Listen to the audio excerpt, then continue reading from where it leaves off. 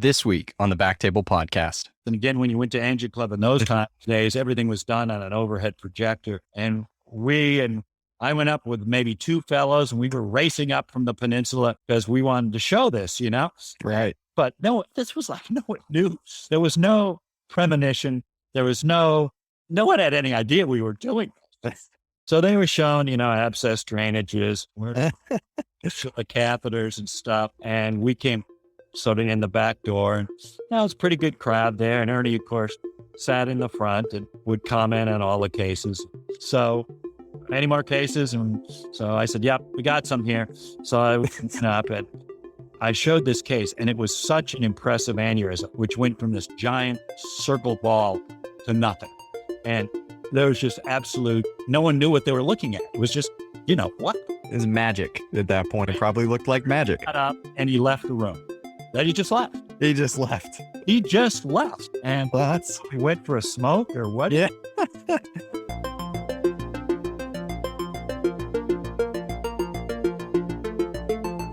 Hey everyone, and welcome to the BackTable Innovation Podcast. You can find all previous episodes of our podcast on iTunes, Spotify, and on backtable.com. This is our next installment in the BackTable Innovation Show, where you will hear stories from physician entrepreneurs who are helping to drive healthcare forward through medtech innovation. This is Bryan Hartley as your host this week. I'm an interventional radiologist living in Silicon Valley and also co-founder of an early stage medical device company. Welcome to Dr. Dake. He is the Senior Vice President at the University of Arizona Health Sciences. He's a professor of radiology, surgery, and medicine. He's also the current president of the Society of Interventional Radiology. He's an internationally known radiologist for his pioneering work in thoracic aortic stent grafts, among many other accomplishments. So, Dr. Dake, it is great to have you on the show. Thanks so much for being here. Thanks so much, Brian. This is it. I'm really looking forward to our conversation. Awesome. So briefly, where are you right now? Are you in Tucson or Phoenix? Tucson. And just to clarify for the listeners, as Senior Vice President of Health Sciences at the University of Arizona, my responsibilities include two medical school campuses. As you may recall, back in the day when you were applying to medical school, Arizona and the University of Arizona is the only university that has two separate medical schools. Obviously, the state of California, Texas has multiple medical schools, but they're not all part of different campuses. And by that, I mean they're independent. Whereas they're on both medical schools at the University of Arizona report up to me. However, they do have independent accreditation, independent application acceptance process. In addition to that, we have colleges of nursing, pharmacy, and public health. And we're starting a college of allied health professionals. So all those sort of make a very rich palette that we can sort of draw upon. And that was really important as we sort of address the COVID challenges that we've all faced, to have public health, to have nursing, and have pharmacy as well as the colleges of medicine. So right now I'm in Tucson. That's our main office. Mm-hmm. College of Medicine Tucson has 120 students per class. College of Medicine Phoenix has 100 per class, but we're going up to 120. Yeah. So that's a brief summary of the lay of the land and what I'm doing now. Oh, that's great. That's great. And you were at Stanford for many years, and now you're at Arizona. So how's the transition to Arizona been, and how are things going in the IR departments? Yeah, well, in between, I was at Stanford for a number of years, and then I went to be chairman of the Department of Radiology at the University of Virginia, where I was very close to the interventionalists and actually had time to, get in their way and sort of kibitz and do cases. Then I went back to Stanford, where I really sort of focused down on a lot of aortic issues and challenges and sort of tunneled down on that aspect of vascular intervention. And then now, in this sort of last chapter, I moved over to Arizona. And quite frankly, initially, I didn't think that I would just sort of end up stopping doing clinical work. But, I found out very quickly that this is a very big job with a lot of responsibility and obligations. So I haven't really had much of a chance. I do go to aortic and vascular conferences, do talk with the IR guys, but can't really get in the rooms anymore. Okay, so you've moved on to the administrative world. Yeah, I'm not sure it's a better world, but okay, it's different. Okay, all right. Well, maybe you can tell our listeners a little bit about yourself, maybe some of your hobbies, things you like to do outside of, well, I guess the office now. Yeah, well, COVID is obviously the seismic event of our lifetime. And consequently, I don't get to do a lot of the things I really like to do. A little background, I was brought up in the Midwest. Both of my parents were teachers. I was brought up in South Bend, where my father was a high school principal. After high school, I was one of 9 kids, sort of basically a quota system that got accepted to Harvard. And it was very surprising that that little bond of all those Hoosiers, although it was less than 10, has remained very strong over the years. And some of my best friends are still from that group. Then I went to Baylor College of Medicine in Houston. I remember when I went to interview at various medical schools at that time, which was a long time ago, Brian, that Texas was kind of chic. There were all these barbecues, Gillies and all this sort of stuff. And it just seemed very cool and sort of active to me. And Baylor was a very good school. I enjoyed my time there. I stayed on and as a chief resident in internal medicine. And then after that, after internal medicine, I went to UCSF and did a pulmonary fellowship. Okay. A critical care fellowship. And that was very interesting because that was just at the start of AIDS. And in that way, your 1-year clinical rotation, I spent my first 6 months at Moffitt Hospital and then 3 months at the VA and 3 months at San Francisco General. And when I started the year, I was bronching young AIDS victims and there was just zero protection. Think of the PPE now for COVID. Back then, AIDS, no one knew what we were dealing with. And we were doing broncho lavages, all this stuff. And we had zero protection. By the end of the year, when I got to the Count Hospital, I looked like a spaceman. It was complete overkill. I was in these, complete hazmat suits and everything else. And I always kept thinking, geez, what was going on 9 months ago? Wow. Swung to the other side. Yeah. During that first 6 months, up straight at Moffitt, I had to spend a lot of time in the chest reading room. And the actual head of chest radiology at that time, he later moved on to Cornell, was a guy who was from South Africa named Gordon Gamsu. Those who may have been at New York Hospital at Cornell may certainly remember him. And about the last month or so, he came up to me. He said, do you ever think about radiology? And I said, no, why in the world would I ever think about radiology? So I went home and was kind of trying to figure that all out. And quite frankly, I realized that a lot of my time spent in the pulmonary clinic was not as gratifying as I might hoped it to be, because a lot of the illness I was dealing with was self-inflicted. And there wasn't a lot of motivation to actually do lifestyle or behavior modification. So I went back after a couple of days and I said, Gordon, what were you thinking? As you may remember, at that time, Alex Margulis was the chair of radiology there. And this was sort of the epicenter of MR. People's careers would be made by simply recapitulating all the studies that were initially done with CT, but doing them with MR and clinically. He said, well, look, if you'd like to start at the end of the year in the residency of radiology, I've got a spot for you. And we might even be able to cut off a year. And I said, wow, well, that's interesting. Let me think about it. And I went back and it only took less than 12 hours this time. And I came back the next day and said, I'm up for it. So. And which program was this again? UCSN. Okay. So basically I was on the 30th of June, I was a pulmonary fellow. On July 1, I was a radiology resident. And I sort of took him up on his offer about considering whether I should shave a year off because I was getting a lot of training that year. And so I said, well, look, the last thing I want to be is kind of a half-baked radiologist. I'm going to go to a few conferences and see really what they're talking about. What do I think? So I went at 2 conferences, morning conference, noon conference, which is basically old school unknowns, and a differential diagnosis. And every faculty member, including Dr. Margolis, participated. Hot seats, basically going around the room. No, there was a hot seat, so you were called up and sat in the hot seat. The hot seat, just as an aside, was something that came from the University of Virginia, from the rotunda there. if you go to the University of Virginia Rotunda, Thomas Jefferson's, architectural, gift to humanity, the first floor, there are 3 oval rooms inside a circular drum. And one of them at the end is where they used to, sort of basically test the PhD students on their thesis and basically, put them through their paces. And at one end of the room, there was a fireplace. And that's basically where the PhD candidate sat. And that was the hot seat. So Never knew that.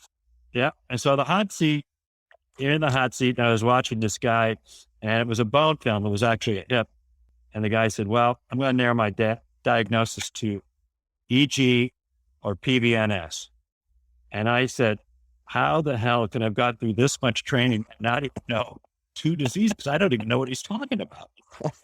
What if he's EG, PVNS? Welcome to radiology. So I went to Gordon and said, look, I don't dare take a year off. Just sign me up year 1. Let's go. And that was a great experience. Oh boy, we had so much fun. That's great. What a wonderful group at that time. Right time, right place, right colleagues. It was great. That's great. That's a great story. Now tell me, when did IR come into the picture, and what mentors kind of helped you steer you in that direction? Well, even though I was in love with radiology, I did still miss, some clinical touchstone. I miss patient contact, and I couldn't quite see myself in a dark room all day, not having any, when you're in the reading room and you just want to ask these questions sometimes because you can make a difference on what you basically dictated, but there's Right. to ask the questions to. So obviously at that time at UCSF and Moffitt Hospital, Ernie Ring had come maybe 3 years before, 2 years before, and was already making a monumental impact. I mean, nobody on the West Coast was, at least in California, had the same basically stature, was doing these amazing things that he was. And so I did my IR rotation, and he would sort of pick from those who wanted to go into IR. Fortunately, my year, there weren't that many. He'd always get his pick of the litter. So he asked me if I'd do IR, and I said, sure, I'm really excited.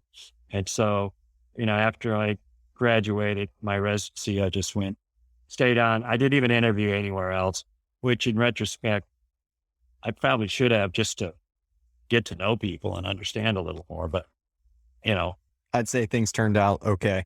yeah. So I stayed on at UCSF, did my fellowship there, which was a tremendous experience. There's nothing more emotional than being a first assistant to Ernie Ring when he's doing a de novo PTCD, and, it was high drama. To this day, I can't understand why it was such high drama, but I got to tell you, it was high drama. You were sweating bullets the whole time. I mean, I look back at that, I'm thinking, God, it didn't quite have to be so emotional, but it was. Right. And now what made it high drama, you think? Ernie made it high drama, Okay. It was Just personality. God forbid you let loose of the wire, or God forbid, all these other things, Oh gosh. 2 or 3 steps ahead. And of course, your game was to prep at least 1 step ahead. So, he wouldn't have to wait. He'd have what he needed at his disposal right there, So it's a mental game more than a physical game, or, you didn't have to do that much except, anticipate, be alert, get him what he needed. And obviously anyone who ever trained with him was just impressed by the man. And he was, my first mentor. It clearly had a major impact on my entire life. But I got lucky after that too, Brian, because when I finished, I went over to San Francisco General and ran IR there for 6 months, but I knew that doing trauma for the rest of my life was not kind of what I wanted to do at a county hospital. And so at that time, the best private IR group in the Bay Area was Marin General. And they were doing all sorts of incredibly entrepreneurial things, but mostly with MR. They didn't really care about IR. And so I went over there. I tried to start the IR program, and we got going. We were doing some great things, but I'd be downstairs till like 8 a.m. till 4 p.m. I'd come back, and there'd be this huge stack of IVPs and CTs and around my little heart that I had no knowledge, that was just expected, Right. Wasn't much acceptance that I was actually working when I was downstairs.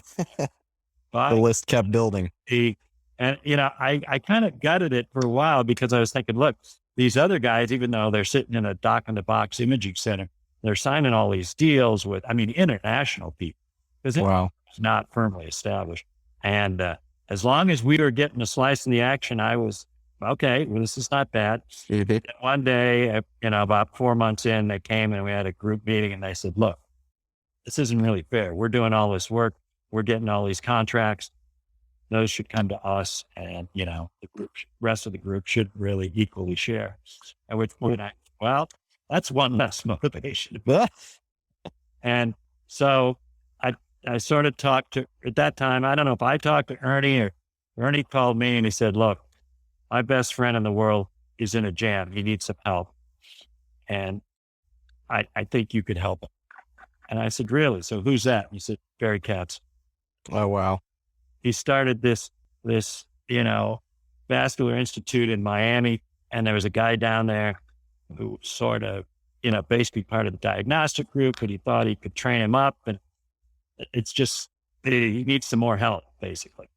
And so I went down there, interviewed with Barry, my wife and I, Judy. We went out in his boat. One thing led to another. And so that was my, so first 6 months I was at San Francisco General. The next 4 or 5 months I was at Marin General. And then I was right down to the Miami Vascular Institute. And so I was his first partner that he hired. And obviously we weren't partners in a sense of equal. I was learning from Ernie. I'd learned all this incredible non-vascular stuff, which I just wish I'd been kept on with because it was so valuable. And there were so many great pearls and incredible insights that Ernie conveyed on non-vascular. And they had the best of the vascular world with Barry Katz. And, I was making a fair amount of money for, 1 year out. And we were part of the group, and that was fine.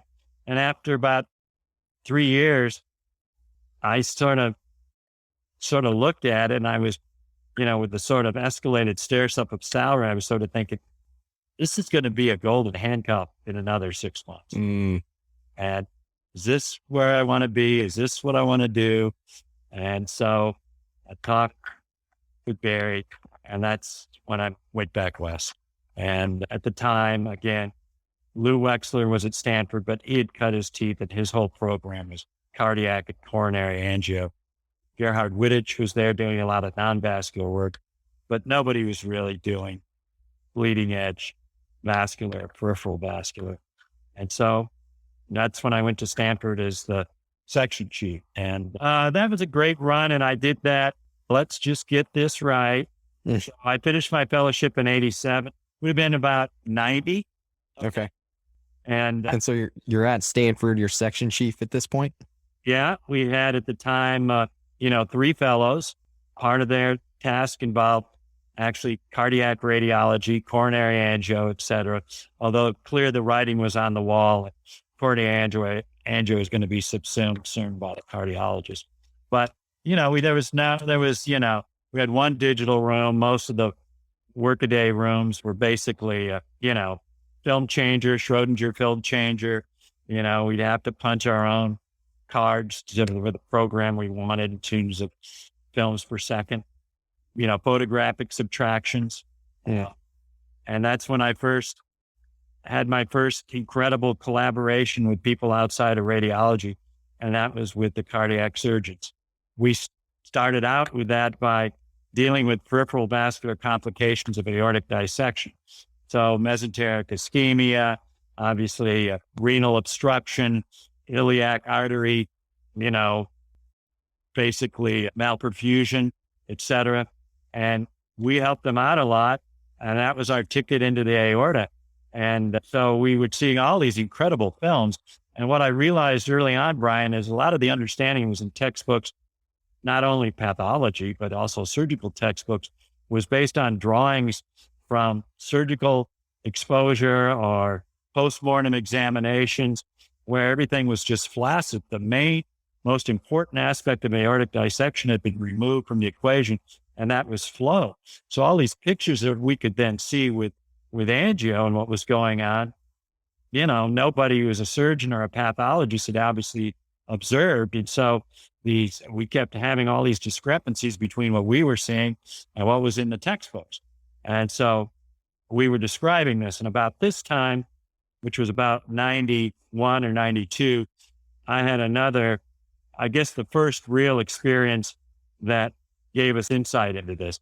And that was basically spiral CT. And you probably don't know that, but we had it's the first Siemens spiral CT unit in the US. It was out in a parking lot.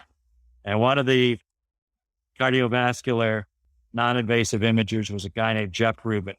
He used to be the chair at Duke, and now he just started in October, and we hired him here as the chair of medical imaging here at the University of Virginia.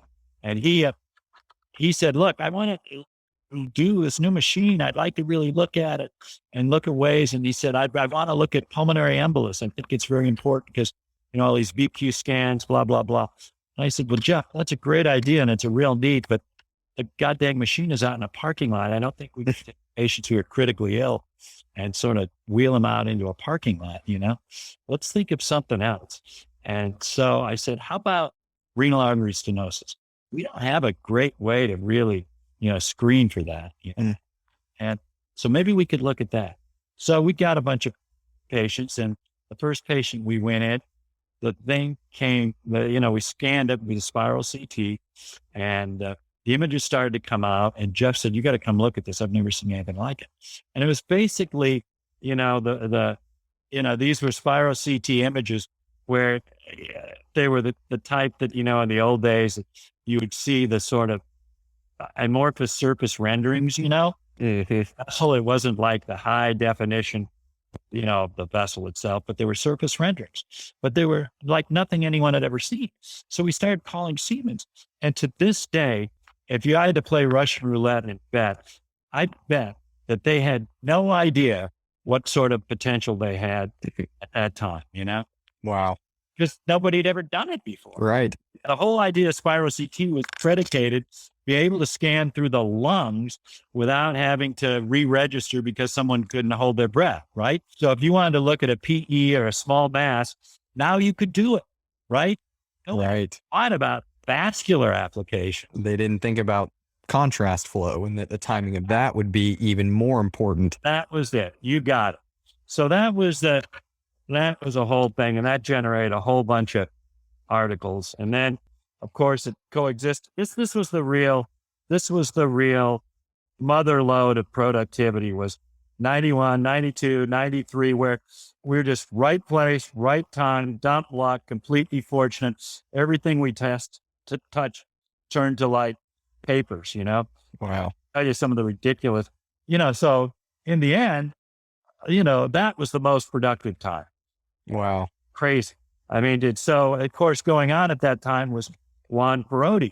And Juan Perotti, we were certainly aware of his Annals in Surgery article about the first stent graft treating abdominal aortic aneurysm. And no one was kind of aware of the guy in basically in the Ukraine. Obviously, that was something that was kind of totally shrouded from us. I mean, nobody had any contact with anyone in the Ukraine, but certainly we knew of Perotti. So the difference between Perotti and clearly what we were seeing, what we eventually found out in the Ukraine was that they saw stents as basically anastomotic surrogates. They weren't really thinking like a radiologist. As radiologists, we saw a stent as really something that would align and completely support from top to bottom a conduit like a graft, okay? So everything they say that comes out of surgery came out as the Perotti was just a basically Palma stent on the top to begin with. There was not even a one on the bottom. And so that was, something that was it's just the way it was. It was just that I thought, God, how is this thing going to be able to be delivered with self-expanding? And again, Perotti was a balloon expandable stent graft. And we, of course, favored self-expanding. How can you deliver this by pushing it in without having a stent provide some columnar strength so you wouldn't concertina the whole thing or accordion it as you pushed it in? And, that was a real, it was just something that seemed so natural as a radiologist, but wasn't really natural as for the surgeons. And so this was was this your first foray, you would say, into how do we make this work from a device standpoint? Yeah. And we did some animals. I did some animals up at the Daughter with Hans Timmermans and Barry Yoshida in the animal lab. And they helped us construct these and moved them down to us. And of course, later on, we were aware that Nikolai Volodos actually had placed a stent graft in the thoracic aorta before we did. And he did it obviously before Perotti in 1984. Well, actually it was a little after 84. His first experiment was 84. But again, did about 14 of these, Bryan. And it's because he was continually met with this problem of how can you push this thing in? His was self-expanding, but stents only on the top and bottom. So his solution was to do a sternotomy and basically grab the thing out of the aortic arch and pull it up so it would basically iron the thing out as you're pulling it up. Oh, well. We didn't have to deal with anything like that because ours was completely stented. We would just push it in. So we did our first case in July 92, and I'll never forget it. It wasn't probably the most ideal case, but the aneurysm was very impressive. It was a guy who was fairly young, late 40s, who had a coarctation of the aorta that had been surgically repaired, but now had a actually, you couldn't really tell if it was a true aneurysm on the opposite side of the patch graft or if it was a patch graft pseudoaneurysm. I never really figured it out, but it was a huge, big ball. But you had all the sequela, all the telltale stigmata of coarctation. You had a very hypoplastic transverse arch, this absolutely giant spatulated origin of the left subclavian. And so without much of a neck. In retrospect, probably the best thing to do would have been to go partially over this huge subclavian. But, we didn't know anything about anything like that at the time. And so since our thing was sort of introduced through a very large sheet, a cooked sheet that was either 22 or 24 French, sheet dilator system put up in place. So its distal end was at the proximal location of where we wanted the drop zone and the proximal neck for the stent graft. And then we'd load the stent graft through a combination of sutures into this loading capsule, which would then get transferred through a valve by a pusher rod, which is basically the dilator with its tapered tip amputated and just pushed up. Well, okay, you've done similar things, maybe not quite as large, but, with the same sort of operation and like Z-stents, if you will. And so we pushed the thing up and all of us, and we had the stent graft the delivery sheet in the arch, because of course the sheet went in over a dilator, which was over a wire, but the stent graft itself was pushed in over a wire. So we pushed it in and it got all the way up to, maybe between the carotid and the subclavian, but we couldn't deploy it there. So we started to pull it back. And as we pulled it back, the thing just sprang into this huge subclavian. Okay. Oh, yeah. The tip of the stent graft and the delivery sheet are literally about 3 centimeters into the subclavian. Now, that was, I sort of said, I don't know that we can do this, And the surgeon, Craig Miller, who's an incredible reputation as a thoracic aortic surgeon and still is operating today at Stanford, said, do it. And I said, what? He goes, just do it. And I said, what? But, look, Craig, the worst thing that can happen is we're going to put a graft between a subclavian and the distal aorta, completely occlude the aorta. You do understand it. Do it. So, okay. And so and this guy was basically betadine from his toes to his ears. He was ready for anything. That's swimming pool with, brown betadine. And So we pulled back the sheet, the thing deployed, and it ended up absolutely perfect. In fact, to my eye, and now with the benefit of time, it was almost too perfect. I wish it had been much more proximal, sort of over the subclavian, because there was no downside from that. But it was right at the distal, margin of the left subclavian. And that was like on a Monday, I think. And at that time, Ernie Ring ran the AngioClub. And about, I'd say close to 65 to 70% of the people who would attend that AngioClub, Ernie had trained. And, we did have, because the surgeons at UCSF, the vascular surgeons, weren't as collaborative as they were at Stanford at the time. And again, that's because the vascular surgeons at Stanford did vascular sort of as a sideline. Their main thing was cardiac and thoracic aorta. We didn't even have vascular surgery then, which is, again, a miracle for me. And so I got all the films. I had to make all these, with our darkroom tech, make all the photographic subtractions. And again, when you went to AngioClub in those days, everything was done on an overhead projector. And I went up with maybe two fellows, and we were racing up from the peninsula because we wanted to show this, Right. But no, this was like, no one knew. There was no premonition. There was no one had any idea we were doing this. And there wasn't, of course, IRB approval at that time or anything else. I mean, there was recently, within the last year or 8 months, there was this idea this guy in Argentina had done this, but no one had done anything else. Certainly no one had done any breast here. So they were shown, abscess drainages, the catheters and stuff. And we came sort of in the back door, and it was a pretty good crowd there. And Ernie, of course, sat in the front and would comment on all the cases. And so, any more cases? And so I said, yep, we got some here. So I went up and I showed this case, and it was such an impressive aneurysm, which went from this giant circle ball to nothing. And there was just no one knew what they were looking at. It was just, what? It was magic at that point. It probably looked like magic. And he left the room. Then he just left. He just left. And that's we went for a smoke or what? Yeah. Well, that's a very surprising thing to see during an AngioClub, I imagine. And finally, he came back, and he couldn't basically comprehend what he was seeing.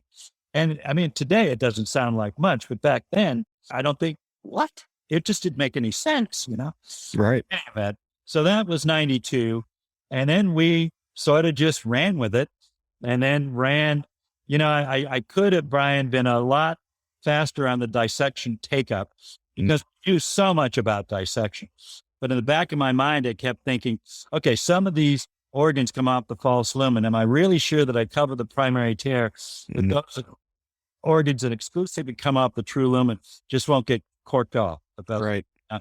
And if they don't get corked off, then the flow will go across, but it'll fill the false lumen retrograde. Well, at point of fact, we all know that now, but at the time, I used that as a reason to kind of be very prudent and cautious. I didn't go forward as fast as I should have, but we still got it done, basically before anyone else. And then, so both those ended up in the New England Journal, and there was a lot of other stuff going on at the time. I mean, from, venous thrombolysis. Nobody never heard of that. We had a very aggressive Abbott rep at the time. And of course, people did arterial grafts, they did arteries, but it just right place, right time, So tell me, with the grafts, did you end up filing any patents? Did you try to work with industry? What was kind of the industry side of that? We were working very closely with the daughter, and they, of course, were heavily supported by Cook. So our basic building block was a Cook Z-Stent, okay? And basically, Cook finally got a little scared and said, holy crap, they're transporting these things across state line from Oregon to California where they're being implanted. We could be up for some, regulatory issues here. Mm-hmm. So they put a stop to it.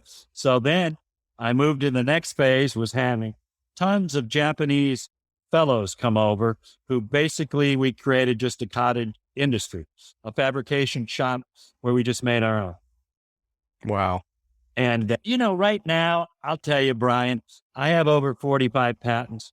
I think the sum total of money I've made out of all 45 is probably not more than 4 digits. Okay. Wow. Just nothing. I didn't go into it for that.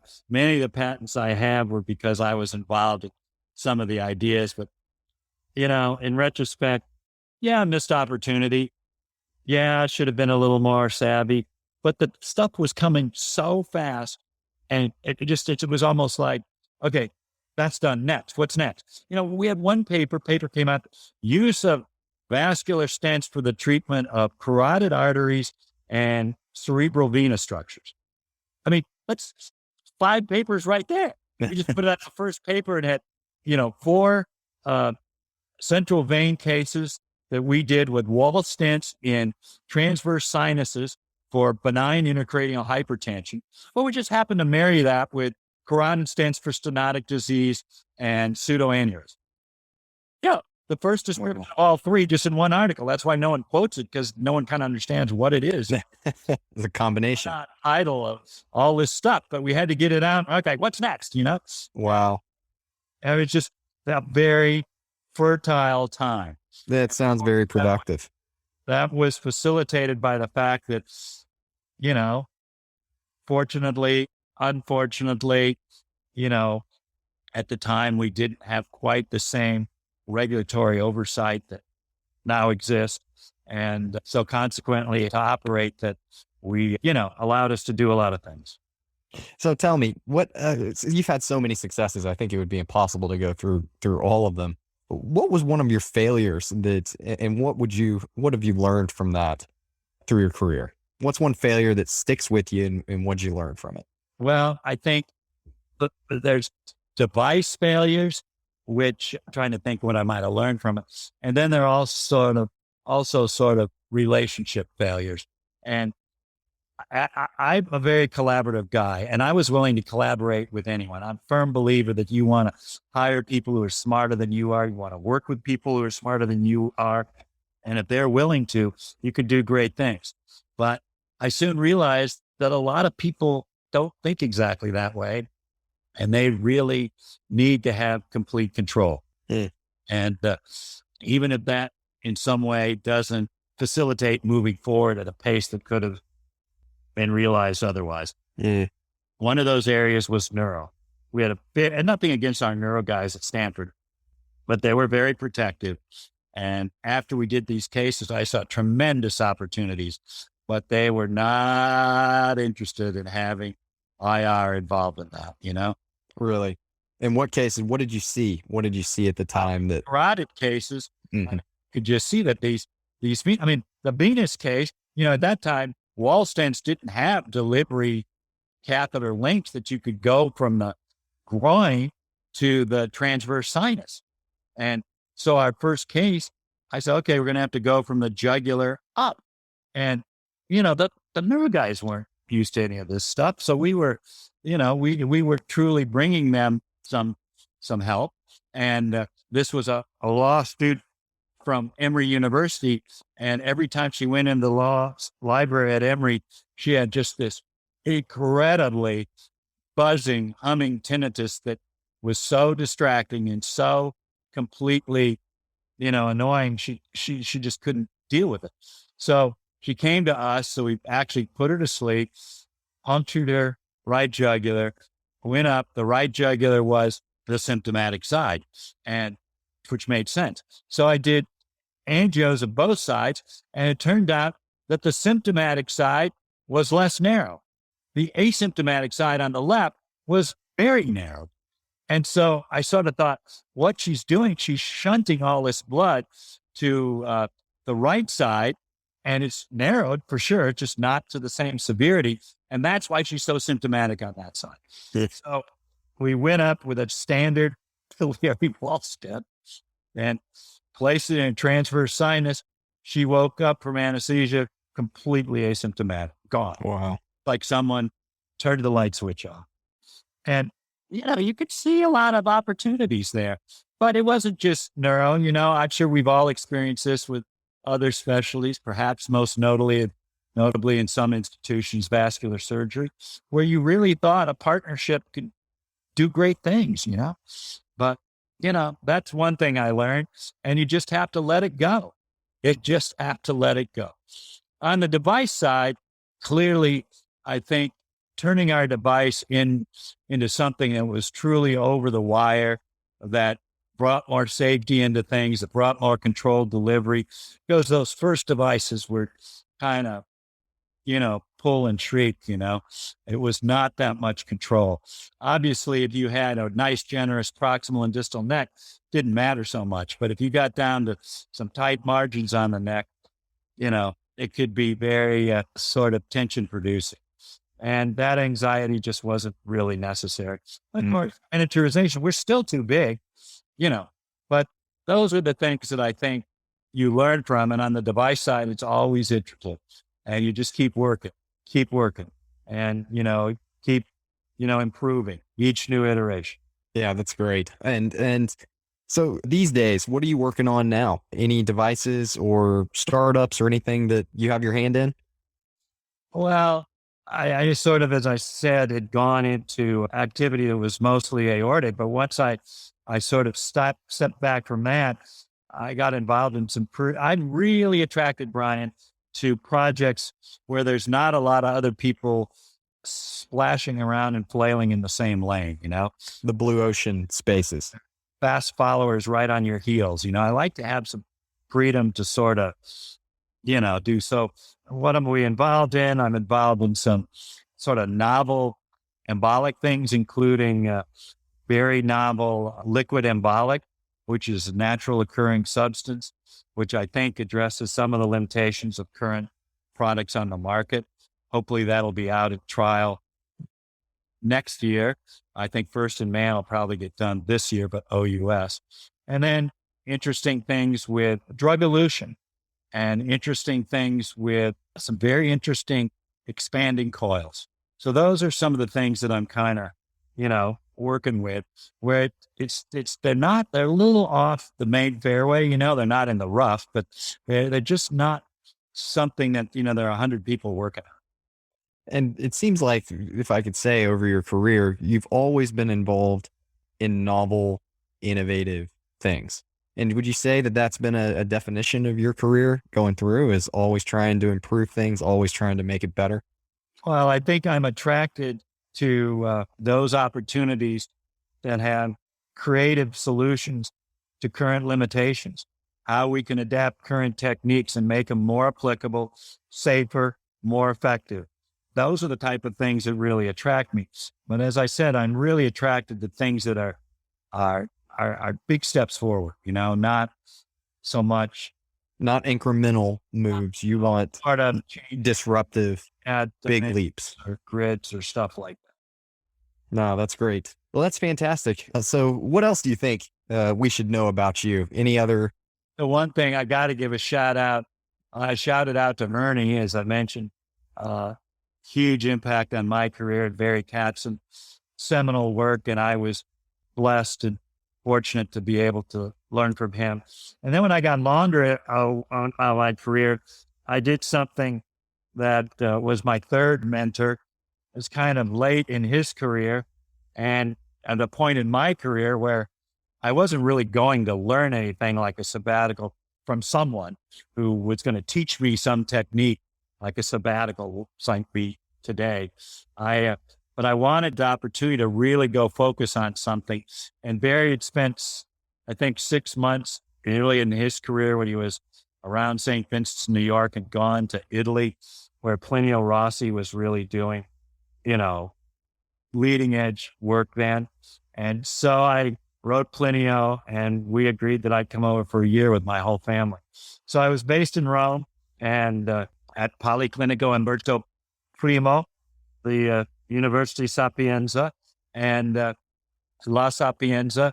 I would go to work in the morning, but my real thing was in Italy, is working with, at that time, Gore. There was a network. So every morning I knew if there was a dissection anywhere in Italy from the day before. So some days I wouldn't even go into work. I'd get a call as soon as I get up. I'd be eating breakfast. Some guy said, there's type B dissection in Brescia. And I'd say, okay, and go out to the airport, you'll have a ticket, go. So I'd fly up there, get there about 11, go meet the family, do the case. After the case, go out with the treatment team, have a great Italian meal. Wow. So I did that for 365 days. Wow. That I knew every Italian interventionalist and vascular surgeon and cardiologist who had any interest in aortic intervention. Plus, I had a huge repertoire of cases under my belt now after a whole year of just doing this every day. Nobody had the luxury to do that. Nobody had a case a day. And I had this diet that really allowed me to become very confident, secure, and comfortable with the pathology, the physiology, how to treat, the judgment required. And when was this? That was basically 1999, 2000. Wow. And tell me, do you speak any Italian now? No, I did a little, and all my kids went to Italian school for the whole year. But for my family's sake, I think we all look back very fondly with memories that I think may have been the best year of our collective life. It was something that, you move your whole family. I mean, a lot of people don't. How would you do that? How do you get a work permit in Italy? How do you get malpractice insurance? How do you do all this stuff? Well, you don't do it unless you actually take the first step and say, I'm going to do it, So, it was a great experience. Oh, that's a fantastic story. All right. As we wrap up here, tell me, just want to ask, what is your favorite procedure to do these days? Or what was your favorite procedure, I guess I could say?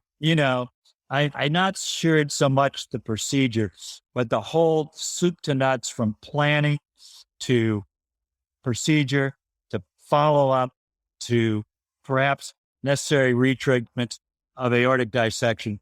There's nothing that sort of, I think, represents what an endovascular carpenter can be to a better degree. I mean, for surgeons, they just didn't have the background of looking at a CT scan and consequently did a lot of things by rote just because they were told to do it, whatever. And they'd say, the right renal's out. And I said, well, how's it out? What's the involvement? And is it, occluded by a flap going into it? Is it occluded by the aortic flap over it? They didn't know anything about that, And still, I think that interventional radiologists have so much to offer that evaluation and analysis. So that's a tremendous thing. Then being in there and doing the procedure, and then, in this day and age, the opportunity to actually treat, and now with large series of patients, we had large series of both descending thoracic, non-dissected aneurysms, chronic dissections, ruptures, which clearly prove, as opposed to the abdominal aorta, that an endovascular approach is far superior with greater all-cause freedom from death than open surgery. Now, why is that? Well, it's because in the thoracic aorta, you have these potential for these very generous necks. I mean, these like focal, aortic ulcers or sort of saccular aneurysms with big necks. Patients are not going to live to a point where they dilate anywhere else. When in the abdominal aorta, you have necks that are 15 millimeters, 12 millimeters. People are even treating 10 millimeters now. And so that's potential that if the patient lives long enough, there could be, some problems downstream. So, that's why the thoracic aorta, I think, is just a perfect sort of landscape for practice of stent graft. So that's probably my most favorite case. Definitely seems to have it all. So last question, what's the most exciting development you see? You're president of SIR. What do you see coming down the pipe for endovascular procedures? What are you excited about in the world of endovascular? Great question. I think obviously the whole paclitaxel dust up has put a real sort of, I think, damper, perhaps brake on peripheral vascular intervention that we're still not completely out the other end of the tunnel on, but we will be. But it's of course caused a lot of other inventive solutions to come forward. And although initially, I think the potential for a biodegradable stent was extremely well received. I mean, that's the ultimate, it'd leave nothing behind. Obviously, the first trials were not that, I think, enthusiastically received. But now there are a whole bunch of biodegradable stents coming and a whole bunch of strategics looking at trial possibilities. So new drugs, new deliveries, new, and these biodegradable stents aren't going to be just stents. They're going to be drug-eluting stents. And so that there will be no just plain biodegradable stents. So it might be the best of all worlds coming down the track. And then, of course, I think, obviously, some of our ability to recanalize peripheral vessels in patients with CLI is at a point that it's never been at before. And that's, to me, extremely exciting. Absolutely. Well, that's fantastic. Dr. Dake, thank you so much for being with us today. We really appreciate your time, and we're excited to see what comes next. Well, thanks a lot, Brian. I hope I didn't talk too much, but no, that was perfect. That was perfect. Okay. Thanks a lot. Appreciate it.